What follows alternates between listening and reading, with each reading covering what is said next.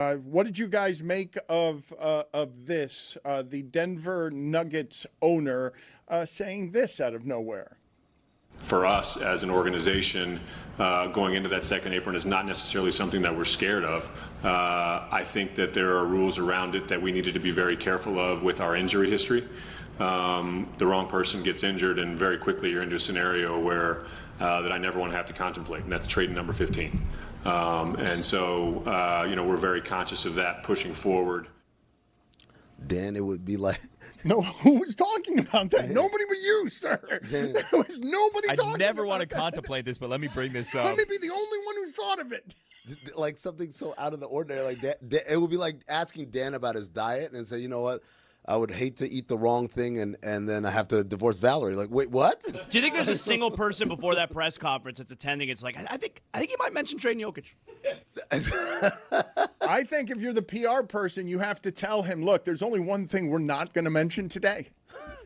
15. The only reason that doesn't get warned is because of the fact that no one would ever think it could even come to his mind. Very quickly you're into a scenario where that I never want to have to contemplate, and that's trade number 15. You just contemplated Sounds like he has contemplated it. You just contemplated it. No one was contemplating it, sir. I want to never have to contemplate it. He's just spitballing in the middle of the press conference. To be fair, nobody scenario where that I never want to have to contemplate, and that's trade number 15.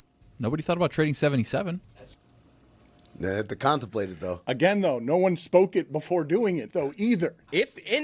Actually, Tony brings up a point. If the Mavericks had said that, something similar, the news would have just pounced on it, and then you don't make the trade.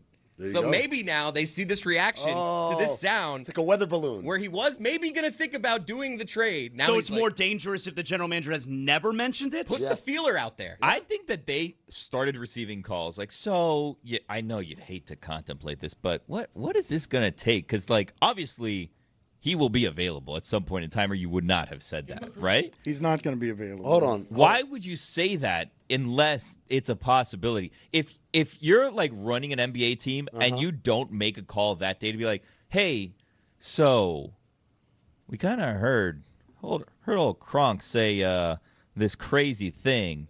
How crazy is it? What is it going to take to make that crazy situation happen? You wouldn't be doing your job if you didn't check in, right? Billy, what can I interest you with Tyler Hero and Bam Adebayo for Jokic? Dude, but this team is never going to trade Tyler Hero or Bam for anything. Not putting him in. Hightower? Highsmith. You stop it. Billy, did I hear a zip it up from you at Kroenke this morning? You should, right? Tell him zip it up. Why are you even out there talking? Especially if that's what you're going to be doing, zip it up. He can't be saying that. Can he be saying that? It's the one thing he can't say. He can say anything. He's the owner. I know, but why is he even talking?